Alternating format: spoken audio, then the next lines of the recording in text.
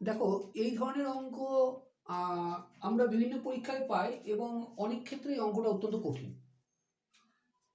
এত বড় সংখ্যাকে বলেছে 1001 দিয়ে যদি ডিভাইড করো তাহলে তোমার অবশিষ্ট রিমাইন্ডার কত থাকবে। একটা কথা মনে রাখবে, তোমাকে যে পরীক্ষায় প্রশ্ন দেওয়া হয় সেটা তোমাকে বিব্রত করবার জন্য কোনোদিন দেওয়া হয় না। মেনলি দেওয়া হয় তোমার মধ্যে কতটা জেনুইনিটি রয়েছে সেটা পরখ করার জন্য। এখানে বলছে 845 ইন্টু 623 ইন্টু 813 অ্যান্ড 1 2 4 6 8 কে গুণ করলে 1001 দিয়ে ভাগ করছে তাহলে কত। কার্যত অঙ্কের কনসেপ্ট যদি না জানি এই অঙ্কটা আমরা করতে পারি না কোনো সময়। অলিম্পিয়াডেও আসে এরকম অঙ্ক। হলো, তাহলে দেখো কি করবো।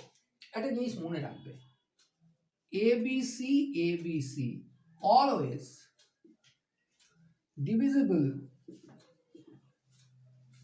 by 1001। এটা হচ্ছে কনসেপ্ট।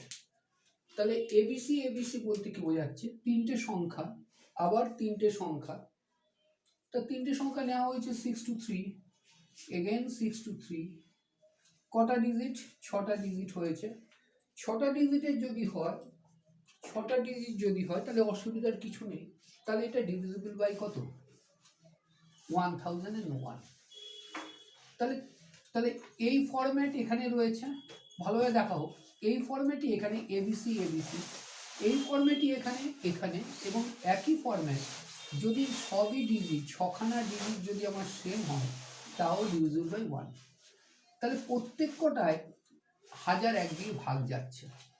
তাহলে পুরোটা যদি আমি প্রোডাক্ট করতে বা মাল্টিপল করতে পারতাম তাহলে যে সংখ্যাটা আসতো তাহলে অবভিয়াসলি সেটা 1001 দিয়ে ডিভিজিবল যেত।